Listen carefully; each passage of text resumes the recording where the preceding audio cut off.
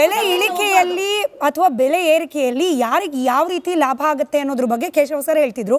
ಈಗ ಕೇಂದ್ರ ಸರ್ಕಾರ ಅಬಕಾರಿ ಸುಂಕ ಕಡಿತ ಮಾಡಿದ್ರಿಂದ ನೇರವಾಗಿ ನಮಗೆ ಅಂದರೆ ಸಾಮಾನ್ಯ ಜನರಿಗೆ ಅನುಕೂಲ ಆಗಲಿಲ್ಲ, ಆಗಿದ್ದು ಆಯಿಲ್ ಕಂಪನಿಗಳಿಗೆ. ಈಗ ರಾಜ್ಯ ಸರ್ಕಾರ ಬೆಲೆ ಇಳಿಕೆ ಮಾಡೋ ಮೂಲಕ ನಮಗೆ ಅಂದರೆ ಜನಸಾಮಾನ್ಯರಿಗೆ ಹೊರೆ ಕಡಿಮೆ ಮಾಡಲಿ ಅನ್ನೋದು. ಈಗ ಕೇಂದ್ರ ಸರ್ಕಾರನೂ ಕೂಡ ಇಂಥದ್ದೇ ಸ್ಟೆಪ್ ಅಂದರೆ ನೇರವಾಗಿ ಜನಸಾಮಾನ್ಯರಿಗೇನೆ ಬೆಲೆ ಇಳಿಕೆ ಆಗೋ ರೀತಿಯಲ್ಲಿ ಸ್ಟೆಪ್ ತೆಗೆದುಕೊಳ್ಳಿಕ್ಕೆ ಸಾಧ್ಯನೇ ಇಲ್ವಾ?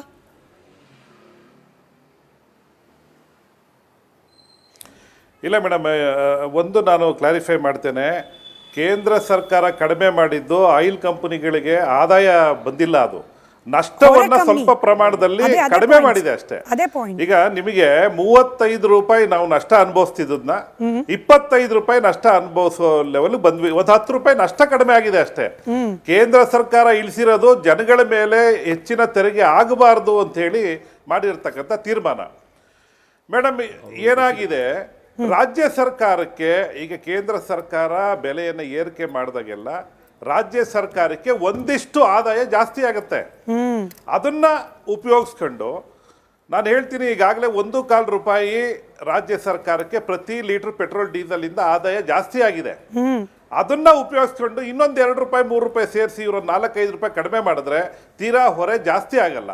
ಈ ಸಂದರ್ಭದಲ್ಲಿ ಇನ್ನೊಂದು ಹೇಳಕ್ ಇಷ್ಟಪಡ್ತೇನೆ, ಇದು ಒಂದು ತಾತ್ಕಾಲಿಕ ಯುದ್ಧ ಸಂದರ್ಭದಲ್ಲಿ ಬಂದಿರತಕ್ಕಂತ ಒಂದು ಸಮಸ್ಯೆ. ಇದು ಯುದ್ಧ ಮುಗಿದ ನಂತರ ಇವ್ರುಗಳು ಮತ್ತೆ ಬೆಲೆ ಏರಿಕೆ ಮಾಡ್ಕೊಂಡ್ರು ಕೂಡ ನಮ್ದು ಒರಿಜಿನಲ್ ಬೆಲೆಗೆ ಹೋಗುತ್ತೆ. ಮೂಲ ಬೆಲೆಗೆ 100 ರೂಪಾಯಿ ಏನು ಇವತ್ತು 100-102 ರೂಪಾಯಿ ಪೆಟ್ರೋಲ್ ಇತ್ತು ಅಲ್ಲಿಗೆ ಹೋಗ್ತೇವೆ. ಅದರಿಂದ ನಾನು ಕೇಂದ್ರ ಸರ್ಕಾರಕ್ಕೆ ಮತ್ತು ರಾಜ್ಯ ಸರ್ಕಾರಕ್ಕೆ ಎರಡಕ್ಕೂ ನಾನು ಕೇಳೋದಿಷ್ಟೇ, ದಯಮಾಡಿ ಇನ್ನೊಂದಿಷ್ಟು ಹೊರೆಯನ್ನ ಕೇಂದ್ರ ಸರ್ಕಾರ ಕೂಡ ತಗ್ಗಿಸ್ಬೇಕು, ರಾಜ್ಯ ಸರ್ಕಾರ ಕನಿಷ್ಠ 4-5 ರೂಪಾಯಿ ಕಡಿಮೆ ಮಾಡಬೇಕು. ಮತ್ತೆ ನಮ್ಮ JDS ವಕ್ತಾರರು ಸ್ವಲ್ಪ ಒಂದು ವಿಚಾರ ಮಾತಾಡಿದ್ರು, ಡೀಲರ್ಗಳು ಕೂಡ ಅವ್ರ ಕಮಿಷನ್ ಸ್ವಲ್ಪ ಬಿಟ್ಕೊಡ್ಬೇಕು ಅಂತ. ಬಹುಶಃ ಅವ್ರಿಗೆ ಮಾಹಿತಿ ಕೊರತೆ ಇದೆ. ಡೀಲರ್ಗಳು ಇವತ್ತು ನಾವು ಬಂಡವಾಳವನ್ನ ಪ್ರತಿ ಸಲ ಏರಿಕೆ ಮಾಡಿದಾಗ್ಲೂ ಕೂಡ ನಾವು ಹೆಚ್ಚು ಬಂಡವಾಳನ ನಾವು ಇನ್ವೆಸ್ಟ್ ಮಾಡಬೇಕು. ಕಳೆದ 8 ವರ್ಷಗಳಿಂದ ನಮಗೆ ಕಮಿಷನ್ ರೈಸೇ ಆಗಿಲ್ಲ. ಡೀಲರ್ಗಳು ಬಹಳಷ್ಟು ತೊಂದರೆಯಲ್ಲಿದ್ದಾರೆ ಇವತ್ತು. ನ್ಯೂಸ್ ಬಂದಿದೆ, ನನ್ನ ಒಂದು ಪ್ರಶ್ನೆ ಇದೆ ಸರ್, ನನ್ನ ಒಂದು ಪ್ರಶ್ನೆ ಇದೆ, ಅದಕ್ಕೆ ಸೇರಿಸ್ಕೊಂಡೆ ಉತ್ತರ ಕೊಟ್ಬಿಡಿ ನೀವು. ನೋಡಿ, ಈಗ ಯಾವುದೇ ಒಂದು ಬೆಲೆ ಏರಿಕೆ ಆದಾಗ ಸಾಮಾನ್ಯ ಜನರು ನಾವು ಹೊರೆ ಹೊತ್ಕೊಳ್ತೀವಿ. ಈಗ ನೀವು ಪ್ರಾಫಿಟ್ ಶೇರಿಂಗ್ ಅಥವಾ ಲಾಸ್ ಶೇರಿಂಗ್ ಅಂತ ನಾವು ಯೋಚನೆ ಮಾಡೋದೇ ಆದರೆ, ಈಗ ನಾವು ಬೆಲೆ ಏರಿಕೆನ ನಾವು ಶೇರ್ ಮಾಡ್ಕೊಳಕ್ಕೆ ರೆಡಿ ಇದೀವಿ ಅಂತ ಹೇಳಿದಾಗ ಕೆಲವೊಂದು ಸತಿ ಡೀಲರ್ಸ್ಗಳು ನೀವು ಪ್ರಾಫಿಟ್ ಮಾಡ್ಕೊಂಡಾಗ ನೀವು ಎಷ್ಟು ಅನುಕೂಲ ಆಗಿರುತ್ತೋ ಅದೇ ರೀತಿ ಇಲ್ಲಿ ನಾನು ಪ್ರಪೋಸಲ್ ಕೊಡಬೇಕಾದ್ರೆ ನೀವು ಲಾಸ್ ಶೇರಿಂಗ್ ಅಂತ ಬಂದಾಗ ಅಪ್ ಟು ಎಷ್ಟು ರುಪೀಸ್ ನೀವು ಲಾಸ್ ಶೇರಿಂಗ್ ಮಾಡ್ಕೋಬಹುದು. ಈಗ ಒಂದ್ ವೇಳೆ ಈಗ ರಾಜ್ಯ ಸರ್ಕಾರದವ್ರು ಒಂದು ಪ್ರಪೋಸಲ್ ಕೊಟ್ರೆ, ಇಲ್ಲ ಓಕೆ ನಾವು ಒಂದು 3-4 ರೂಪಾಯಿ ಕಡಿಮೆ ಮಾಡ್ತೀವಿ, ಅಥವಾ ಕೇಂದ್ರ ಸರ್ಕಾರದವ್ರು ಇಷ್ಟು ಕೊಡ್ತಾರೆ ಅಂತಂದ್ರೆ ನೀವು ಎಷ್ಟು ರೂಪಾಯಿಗಳನ್ನ ನೀವು ಹೊರೆ ತಗೋಬಹುದು? ಯಾಕಂದ್ರೆ ಜನಸಾಮಾನ್ಯ ಅನ್ಕೊಳ್ಳೋದು ಇಲ್ಲ ಡೀಲರ್ ಪ್ರಾಫಿಟ್ ಮಾಡ್ಕೊಳ್ತಾ ಇದ್ದೀರಾ, ಇಲ್ಲ ಸೆಂಟ್ರಲ್ ಗೌರ್ಮೆಂಟ್ ಪ್ರಾಫಿಟ್ ಮಾಡ್ಕೊಳ್ತಾ ಇದೆಯಾ, ಅಥವಾ ರಾಜ್ಯ ಸರ್ಕಾರ ಪ್ರಾಫಿಟ್ ಮಾಡ್ಕೊಳ್ತಾ ಇದೆಯಾ? ಒಂದು ಮಾಹಿತಿ ಕೊಡ್ತೀನಿ ನಾನು ನಿಮ್ಗೊಂದು ಮಾಹಿತಿ ಕೊಡ್ತೇನೆ. ಇವತ್ತು ಬೆಳಿಗ್ಗೆ ಕೂಡ ನಮಗೆ ದೊಡ್ಡ ಶಾಕಿಂಗ್ ಹೊರಗಡೆ ಬಂದಿದೆ. ಮಿನಿಮಮ್ ವೇಜಸ್ ಅನ್ನ ರಾಜ್ಯ ಸರ್ಕಾರ ಹೆಚ್ಚು ಮಾಡಿದೆ. ಪ್ರತಿ ವರ್ಷ ನಮ್ಮ ನೌಕರರಿಗೆ ಮಿನಿಮಮ್ ವೇಜಸ್ ಅನ್ನ ಸರ್ಕಾರಗಳು ಹೆಚ್ಚು ಮಾಡ್ತಾನೆ ಬಂದಿದೆ. ಆದರೆ ನಮಗೆ ನಮ್ಮ ಇಷ್ಟ ಬಂದಷ್ಟು ಆದಾಯವನ್ನು ತೆಗೆದುಕೊಳ್ತಾ ರೀತಿ ಹಕ್ಕು ನಮಗಿಲ್ಲ. ಇವತ್ತು ಯಾವುದೇ ಒಂದು ಹೋಟೆಲ್ ಇಂಡಸ್ಟ್ರಿಯವರು ಅವ್ರು ಬೇಕು ಅಂದರೆ ನಾಳೆ ಬೆಳಿಗ್ಗೆ 1 ರೂಪಾಯಿ ಜಾಸ್ತಿ ಮಾಡ್ಕೋಬೋದು, ಒಂದು ಟೀ ಬೆಲೆನೋ ಒಂದು ದೋಸೆ ಬೆಲೆ 10 ರೂಪಾಯಿ ಜಾಸ್ತಿ ಮಾಡ್ಕೋಬೋದು. ಆ ಥರದ ವ್ಯವಸ್ಥೆ ನಮಗಿಲ್ಲ. ನಮಗೆ ಕಮಿಷನ್ ನಿಗದಿ ಮಾಡ್ತಕ್ಕಂಥದ್ದು ಆಯಿಲ್ ಮಾರ್ಕೆಟಿಂಗ್ ಕಂಪನಿಗಳು ಮತ್ತು ಕೇಂದ್ರ ಸರ್ಕಾರ. ನಮಗೆ ಅವ್ರು ಕೊಡ್ತಾ ಇರ್ತಕ್ಕಂಥ ನಾವೇನು ವೆಚ್ಚವನ್ನ ಕೊಡ್ತಾ ಇದ್ದೇವೆ ಅದಷ್ಟು ಮಾತ್ರ ಅದು ರಿಫಂಡ್ ಮಾಡ್ತಾ ಇದೆ. ನಮಗೆ ಲಾಭ ಅಂತ ಹೇಳಿ ಏನು ಸರ್ಕಾರ ಕೊಡ್ತಾ ಇಲ್ಲ. ಇದೇ ನಮಗೆ ಬಹಳಷ್ಟು ದೊಡ್ಡ ಸಮಸ್ಯೆ ಆಗಿರ್ತಕ್ಕಂಥದ್ದು. ಪ್ರತಿ ಸಲ ಬೆಲೆ ಏರಿಕೆ ಆದಾಗ ನಮಗೆ ಕಮಿಷನ್ನ ಜಾಸ್ತಿ ಮಾಡ್ತಾ ಇಲ್ಲ. ಕಳೆದ 8 ವರ್ಷದಲ್ಲಿ ಕೇವಲ ಒಂದು ಬಾರಿ ಮಾತ್ರ 50 ಪೈಸೆ ಬೆಲೆ ಜಾಸ್ತಿ ಮಾಡಿರೋದು ಬಿಟ್ರೆ ನಮಗೆ ಬೆಲೆನೇ ಜಾಸ್ತಿ ಮಾಡಿಲ್ಲ. ಪ್ರತಿ ಸಲ ನಮ್ಮ ಬಂಡವಾಳನ ಹೆಚ್ಚು ಹಾಕಬೇಕಾಗಿದೆ. ಆದ್ರೂ ಕೂಡ ನಾನು ಈ ಸಂದರ್ಭದಲ್ಲಿ ಹೇಳಲಿಕ್ಕೆ ಇಷ್ಟಪಡ್ತೇನೆ, ನಾವು ಈಗಾಗಲೇ ಈ ಸಮಸ್ಯೆಯನ್ನ ನಮ್ಮ ತಲೆ ಮೇಲೆ ಹಾಕೊಂಡಿದ್ದೇವೆ. ಎಲ್ಲ ಡೀಲರ್ಗಳು ಕೂಡ Yes, sir. ಬಟ್ ಒಂದು ಆಯ್ತು, ಕೇಶವ್ ಸರ್ ಕೇಂದ್ರ ಸಮಯ. ಸರ್ಕಾರ ಇದರಲ್ಲಿ ಯಾವುದೇ 3 ಸರಿ ಬೆಲೆ ಏರಿಕೆಯಲ್ಲೂ ರಾಜ್ಯ ಸರ್ಕಾರಕ್ಕೆ ಸೆಸ್ ಒಂದು ಕಾಲ್ ಜಾಸ್ತಿ ಬಂದಿದೆ ಹೊರತು ಕೇಂದ್ರಕ್ಕೆ ₹1 ಬಂದಿಲ್ಲ. ಆಯ್ತು, ಅದೇ ಪ್ರಶ್ನೆ ನಾನು ಕೇಳೋಳಿದ್ದೆ. ಕೇಶವ್ ಸರ್, ಈಗ ಕೇಂದ್ರ ಸರ್ಕಾರದ ಟ್ಯಾಕ್ಸ್ ಏನಿದೆ ಪೆಟ್ರೋಲ್ ಡೀಸೆಲ್ ವಿಚಾರದಲ್ಲಿ ಇಟ್ಸ್ ಫಿಕ್ಸ್ಡ್ ನನ್ನ ಅಂಡರ್ಸ್ಟ್ಯಾಂಡಿಂಗ್ ಪ್ರಕಾರ. ಈ ರಾಜ್ಯ ಸರ್ಕಾರದ್ದು ಪರ್ಸೆಂಟೇಜ್ ಆಧಾರದ ಮೇಲೆ ಇರೋದ್ರಿಂದಾಗಿ ಪ್ರತಿ ಬಾರಿ ಬೇಸ್ ಪ್ರೈಸ್ ಜಾಸ್ತಿ ಆದಾಗ ಹಾಗೆ ರಾಜ್ಯ ಸರ್ಕಾರದ ಆದಾಯ ಕೂಡ ಹೆಚ್ಚಾಗ್ತಾ ಹೋಗುತ್ತೆ. Sir, if my homework is correct, UP ಹಾಗೆ ಅಸ್ಸಾಂನಲ್ಲಿ ಈ ಫಿಕ್ಸ್ಡ್ ರುಪಿ ಟ್ಯಾಕ್ಸ್ ಕ್ಯಾಪ್ ಅಂತ ಹೇಳಿ ಮಾಡಿಬಿಟ್ಟಿದ್ದಾರೆ ಪೆಟ್ರೋಲ್ ಹಾಗೆ ಡೀಸೆಲ್. ಕರ್ನಾಟಕಕ್ಕೆ ಹಾಗೆ ಒಂದು ಫಿಕ್ಸ್ಡ್ ಅಂತ ಹೇಳಿ ಟ್ಯಾಕ್ಸ್ ಮಾಡಿಬಿಟ್ರೆ, KST ಮಾಡಿದ್ರೆ ಲಾಭ ಆಗುತ್ತಾ, ಹೊರೆ ಆಗುತ್ತಾ? ಅಲ್ಲ, ಈಗ GSTಯ ಒಳಗೆ ನಾವು ಪೆಟ್ರೋಲ್ ಡೀಸೆಲ್ ತಂದಿದ್ರೆ ಈ ಥರದ್ದು ಒಂದು ಮಾತಾಡ್ಬೋದಾಗಿತ್ತು.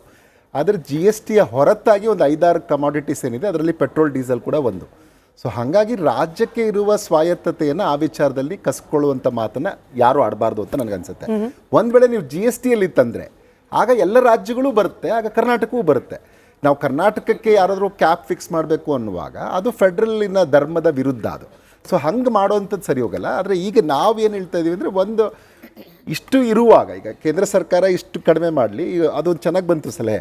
ಕೇಂದ್ರ ಸರ್ಕಾರನೂ ಇನ್ನೊಂದಷ್ಟು ಕಡಿಮೆ ಮಾಡಲಿ, ರಾಜ್ಯ ಸರ್ಕಾರನೂ ಕಡಿಮೆ ಮಾಡಲಿ, ಅವರವರ ಪಾಲಿನಲ್ಲಿ ಅನ್ನುವಂಥದ್ದು ಇದೆಯಲ್ಲ, ಅದನ್ನು ಫಸ್ಟ್ ಮೂವ್ ಮಾಡಲಿ ಅನ್ನುವಂಥದ್ದು ಇದೆಯಲ್ಲ, ಅದು that is a correct way of doing. ಅದರ ಜೊತೆಗೆ ಏನು ಅಂತಂದರೆ, ಈಗಲಿಂದಲೇ ಯಾಕೆ ಇವೆಲ್ಲ ಸಮಸ್ಯೆ ಆಗ್ತಾಯಿದೆ ಅಂದರೆ, 85% ನಾವು ಈಗಲೂ ಬೇರೆ ಬೇರೆ ದೇಶಗಳಲ್ಲಿ ಸ್ವತಂತ್ರ ಬಂದು ಇಷ್ಟು ವರ್ಷ ಆದಮೇಲೂ ಡಿಪೆಂಡೆನ್ಸಿ ಕಡಿಮೆ ಆಗ್ತಾ ಇಲ್ಲ. ಪೆಟ್ರೋಲ್ ಡೀಸೆಲ್ ನಮ್ಮಲ್ಲಿ ಉತ್ಪಾದನೆ ಆಗಲ್ಲ. ಸೊ ಇಂಥ ಸಂದರ್ಭ ಗೊತ್ತಿದ್ದಾಗ ನಾವೇನು ಮಾಡಬೇಕು, ಬೇರೆ ಬೇರೆ ಈಗ ಹೈಡ್ರೋಜಿನ್ ವೆಹಿಕಲ್ಸ್ ಕಡೆಗೆ ಗಮನ ಕೊಡ್ಬೋದು. ಈಗ R&D ನಡೀತಾ ಇದೆ, ಇಲ್ಲ ಕಂಪ್ರೆಸ್ಡ್ ಬಯೋಗ್ಯಾಸ್ ಕಡೆಗೆ ವೆಹಿಕಲ್ಸ್ ಕಡೆಗೆ ಗಮನ ಕೊಡ್ಬೋದು. ಈಗ ಬಯೋಫ್ಯೂಯಲ್ಸ್ಗೆ E20 ಅಂತ ಅದು ಒಳ್ಳೆ ಕೆಲಸ ಮಾಡಿದ್ದು ಕೇಂದ್ರ ಸರ್ಕಾರ, 20% ಸೇರಿಸುವಂಥದ್ದು. ಈಗ ಅದರಲ್ಲಿ ಇವನ್ ರಿಸರ್ಚ್ ನಡೀತಾ ಇದೆ, ಪೂರ್ಣವಾಗಿ ಬಯೋಡೀಸೆಲ್ ಮೇಲೆ ಅಥವಾ ಬಯೋಫ್ಯೂಯಲ್ ಮೇಲೆ, ಎಥನಾಲ್ ಮೇಲೆ ಓಡಿಸುವಂಥ ಗಾಡಿಗಳು, ಈ ಥರದ ಗಮನ ಹರಿಸ್ಬೋದು. ಈಗ CNGಗೆ ನೋಡಿ, ಕೃಷ್ಣ ಗೋದಾವರಿನಲ್ಲಿ ನಮಗೆ 40% ಸಿಕ್ತು ನಮಗೆ CNG. ಹಾಗಾಗಿ ಏನಾಗಿದೆ, ನಮ್ಮಲ್ಲಿ ಅಟ್ಲೀಸ್ಟ್ 40% ಉತ್ಪಾದನೆ ಆಗ್ತಾ ಇದೆ.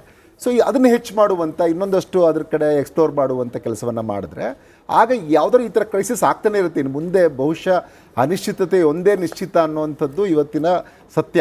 ಸೊ ಅಂಥ ಸಂದರ್ಭದಲ್ಲಿ ಇದು ಆಗ್ತಾನೆ ಇರುತ್ತೆ. ಎಷ್ಟು ವರ್ಷಗಳ ಕಾಲ ಭಾರತ ಯಾವಾಗಲೂ ಅವ್ರ ಮೇಲೆ ಡಿಪೆಂಡ್ ಆಗುತ್ತೆ, ಅವ್ರ ಬೆಲೆ ಅಲ್ಲಿ ನಾಗಾಲೋಟಕ್ಕೆ ಏರುತ್ತೆ, ಆವಾಗ ವಿಧಿ ಇಲ್ಲದೆ ನಾವು ಹೆಚ್ಚು ಮಾಡಬೇಕಾಗತ್ತೆ. ಭಾರತ ಕೂಡ ನಮ್ಮ ಜನ ಸಂಕಷ್ಟಕ್ಕೊಳಗಾಗ್ತಾರೆ. ಹಾಗಾಗಿ ಇದನ್ನು ಎಲ್ಲ ಒಂದು ಚೆಕ್ಔಟ್ ಮಾಡಿ, ಎಲ್ಲ ಪಕ್ಷಗಳು ಕೂತು ಇದನ್ನು ಯೋಚನೆ ಮಾಡಿ, ಸರ್ಕಾರ, ಕೇಂದ್ರ ಸರ್ಕಾರ, ರಾಜ್ಯ ಸರ್ಕಾರಗಳು ಮತ್ತು ವಿರೋಧ ಪಕ್ಷಗಳೆಲ್ಲ ಒಟ್ಟಿಗೆ ಕೂತು ಈ ಥರದ್ದೊಂದಕ್ಕೆ ಮಾಡಿ ಜನಕ್ಕೂ ಅದನ್ನು ತಿಳಿಸಿದ್ರೆ, ಅದೇ ಥರದಲ್ಲಿ ಈ ಸಂದರ್ಭದಲ್ಲೂ ಅಷ್ಟೇ ಸಾಧ್ಯ ಆದಷ್ಟು ಜನಕ್ಕೆ ತಿಳುವಳಿಕೆ ಎಲ್ಲರೂ ಹೇಳಲಿ ಅಂತ, ಪಕ್ಷಗಳು, ವಿರೋಧ ಪಕ್ಷಗಳಿರ್ಬೋದು, ಕೇಂದ್ರ ಸರ್ಕಾರ ಇರ್ಬೋದು, ರಾಜ್ಯ ಸರ್ಕಾರಗಳು ಎಲ್ಲರೂ ಏನು ವಾಸ್ತುಸ್ಥಿತಿ ಇದೆ, ಅಂತಾರಾಷ್ಟ್ರೀಯ ಮಟ್ಟದಲ್ಲಿ ಏನಾಗ್ತಾ ಇದೆ, ಇದನ್ನೆಲ್ಲ ಹೇಳಿ ಜನಕ್ಕೆ ಕಡಿಮೆ ಯೂಸ್ ಮಾಡುವಂತೆ, ಸ್ವಲ್ಪ ಅನ್ನೆಸೆಸರಿ ಇರೋದನ್ನ ಯೂಸ್ ಮಾಡದೇ ಇರಲಿ. ಅದನ್ನೇ ಮೋದಿಜಿ ಹೇಳಕ್ ಪ್ರಯತ್ನ ಪಟ್ಟಿದ್ದು, ಅನ್ನೆಸರಿ ಟ್ರಾವೆಲ್ ಮಾಡದೇ ಇರಲಿ.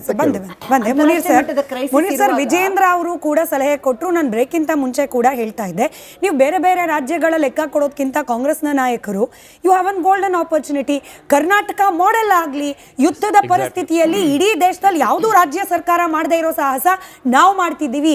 ನಮಗೆ ನಮ್ಮ ರಾಜ್ಯದ ಜನರ ಹಿತ ಮುಖ್ಯ, ಹಾಗಾಗಿ ನಾವು ಕಡಿಮೆ ಮಾಡ್ತೀವಪ್ಪ, ನಮಗೆ ಬರ್ತಾ ಇರೋ ಲಾಭ, ಆ ಲಾಭದಲ್ಲಿ ಸ್ವಲ್ಪವನ್ನ ಜನರಿಗೋಸ್ಕರ ಬಿಟ್ಕೊಡ್ತಿದ್ದೀವಿ.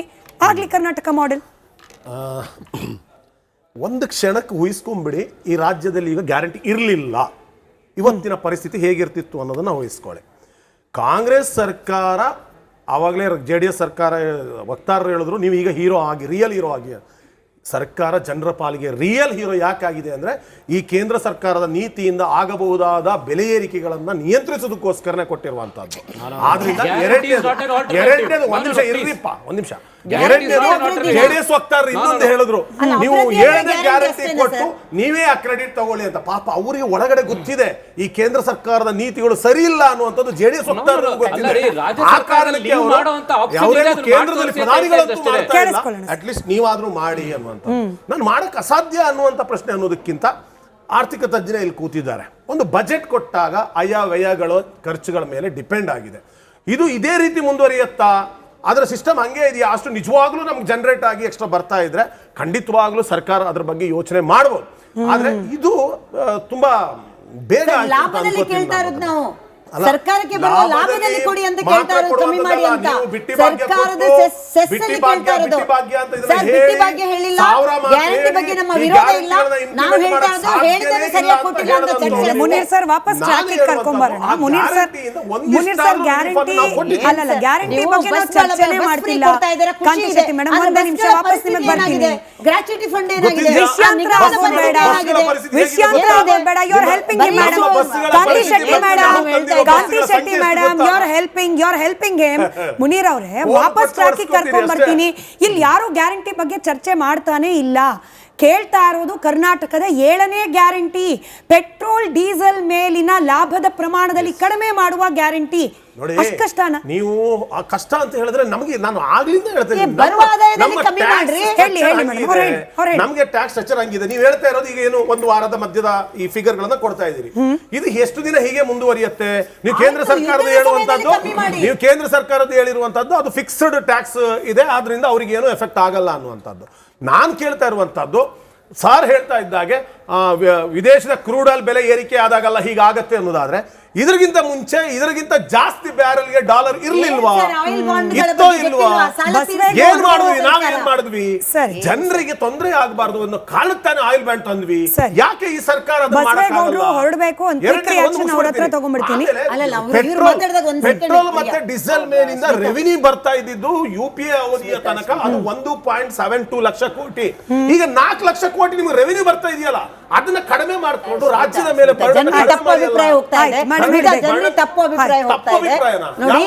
ನೋಡಿ, ನೀವು ಪೆಟ್ರೋಲ್ ಡೀಸೆಲ್ ಬಗ್ಗೆ ನಾವು ಕೇಳಿದ್ದು ರಾಜ್ಯ ಯಾವ ಪರಿಸ್ಥಿತಿಯಲ್ಲಿದೆ. ನೀವು ಲೂಟಿ ಮಾಡ್ತಾ ಇರಿ, ನಾವು ಕಡಿಮೆ ಮಾಡ್ತಾ ಇದ್ದೀವಿ. ಲೂಟಿ ನಾವು ಮಾಡಿಲ್ಲ. ಕಾಂಗ್ರೆಸ್ ಸರ್ಕಾರ ನಾನು ಹೇಳುದು ವಿಷಯಕ್ಕೆ ಬರೋಣ. ನಾನು ಹೇಳುದು ಇಷ್ಟೊತ್ತಿಂದ ನಾವು ಹೇಳ್ತಾ ಇರೋದು, ನೋಡಿ 3 ಸರಿ ನೀವು ಪೆಟ್ರೋಲ್ ಡೀಸೆಲ್ ಜಾಸ್ತಿ ಆಯ್ತು, ಅದರಿಂದ 1.25 ರೂಪಾಯಿ ಕರ್ನಾಟಕ ರಾಜ್ಯಕ್ಕೆ ಬೊಕ್ಕಸಕ್ಕೆ ಬಂದಿದೆ.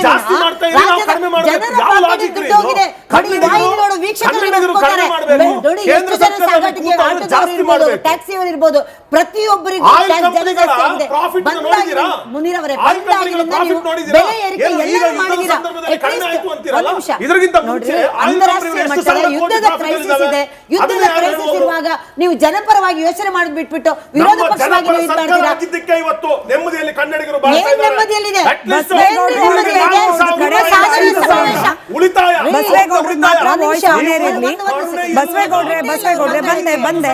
ಬಸವೇಗೌಡ್ರೆ ಆರ್ ಅಶೋಕ್ ಅವರ ಹೇಳಿಕೆ ನಿಮ್ಗೆ ವಾಪಸ್ ಬರ್ತೀನಿ. ಬಸವೇಗೌಡ ಸರ್ ಆರ್ ಅಶೋಕ್ ಅವರು ಹೇಳ್ತಿದ್ದಾರೆ ಐ ವಿಲ್ ಕಮ್ ಬ್ಯಾಕ್. ಅವರು ಹೊರಡಬೇಕು ಮೇಡಮ್. ಲಾಸ್ಟ್ ರಿಯಾಕ್ಷನ್ ಮರಣ ಶಾಸನ ಬರೆದಿರುವಂತಹ ಈ ಸರ್ಕಾರ ಇಷ್ಟು ತೊಂದರೆ